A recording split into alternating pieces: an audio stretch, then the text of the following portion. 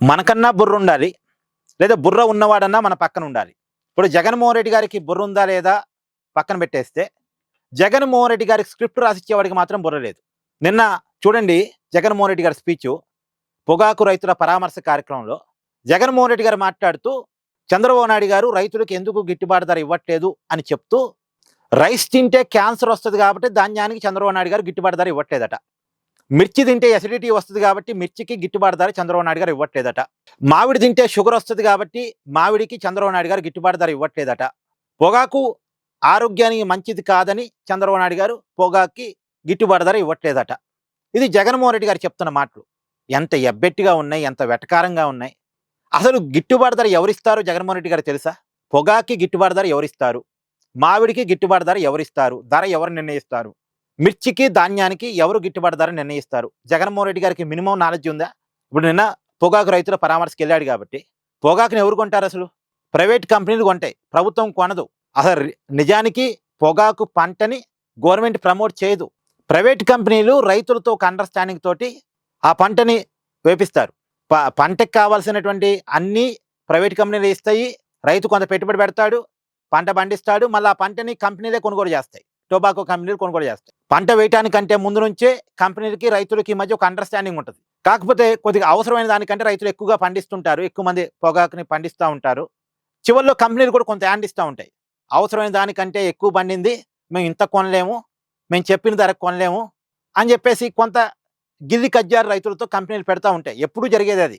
పైగా ఇప్పుడున్న పరిస్థితుల్లో ఈ పొగాకు అనేది బయట దేశాలకు ఎక్స్పోర్ట్ కావాలి. కానీ బయట యుద్ధ వాతావరణాల కారణంగా గతంలో ఉన్నటువంటి ఎగుమతి ఇప్పుడు లేదు. గతంలో ఉన్నటువంటి ఎగుమతి ఇప్పుడు కొద్ది కష్టమైన పరిస్థితి. ఎందుకంటే మనం చూస్తున్నాం కదా, పశ్చిమాసియా యుద్ధం వల్ల జరుగుతున్న పరిణామాలు. దానివల్ల కొంత ఎగుమతులు దెబ్బతిన్నాయి. దానివల్ల రేట్లో కూడా తేడాని కంపెనీలు ప్రకటిస్తున్నాయి. అందులో కూడా క్వాలిటీ లేని కొంత పొగాకి రేటును తగ్గిస్తున్నాయి. అప్పుడు ప్రభుత్వం ఏం చేయాలి? కొద్దిగా రైతుల తరఫున కంపెనీలతో మాట్లాడి మధ్యవర్తిగా ఉండి గిట్టుబాటు ధర వచ్చేలాగా చేయాలి. లేదు నష్టపోయిన రైతులు కొద్దిగా సహాయం చేయాలి. ఇది జగన్మోహన్ రెడ్డి గారు అడగాలి. ఏమయ్యా చంద్రబాబు నాయుడు గారు, కంపెనీలు రైతులకి గిట్టుబాటు ధర ఇవ్వట్లేదు, మీరు కలగజేసుకోండి, లేదంటే ప్రభుత్వం అన్న సహాయం చేయండి రైతులకి అని అడగాలి. అలా అడిగితే తప్పులేదు. కానీ పొగాకు గిట్టుబాటు ధర చంద్రబాబు నాయుడు గారు ప్రభుత్వం కల్పించాలంటే ఏంది? అసలు పొగాకు ధరకి ప్రభుత్వానికి సంబంధం ఉండదు. అసలు పొగాకుని ప్రభుత్వం కొనుగోలు చేయదు. ఇప్పుడు వరికి ఎవరు గిట్టుబాటు ధర కల్పిస్తారండి? ధాన్యానికి కేంద్రం కల్పిస్తుంది. తెలంగాణలోను ఆంధ్రాలోను ధాన్యానికి గిట్టుబాటు ధర ఒకటే ఉంటుంది. రేవంత్ రెడ్డి ప్రభుత్వం ఒక రేటు, చంద్రబాబు నాయుడు ప్రభుత్వం ఒక రేటు ఇవ్వదు. కేంద్రం గిట్టుబాటు ధర నిర్ణయిస్తుంది ధాన్యానికి. దేశవ్యాప్తంగా అదే గిట్టుబాటు ధర అమల్లో ఉంటుంది.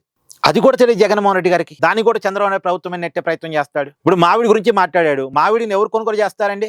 జగన్మోహన్ రెడ్డి గారి పార్టీలో ఉండే పెద్దిరెడ్డి గారిని నడిచి చెప్తాడు, వాళ్ళ కంపెనీలు ఉన్నాయి, ప్రైవేట్ కంపెనీలు కొనుగోలు చేస్తాయి మామిడిని, ప్రభుత్వం కొనుగోలు చేయదు. అవన్నీ వాణిజ్య పంటలు. మామిడిని ప్రభుత్వం కొనుగోలు చేయదు, పొగాకుని ప్రభుత్వం కొనుగోలు చేయదు, వీటి ధరని ప్రభుత్వం నిర్ణయించదు. అది రైతులకి కంపెనీలకి మధ్య ఉండే అండర్స్టాండింగ్. కాకపోతే కంపెనీలు రైతులను మోసం చేస్తుంది. అక్కడ ప్రభుత్వం కలగజేసుకోవాలి.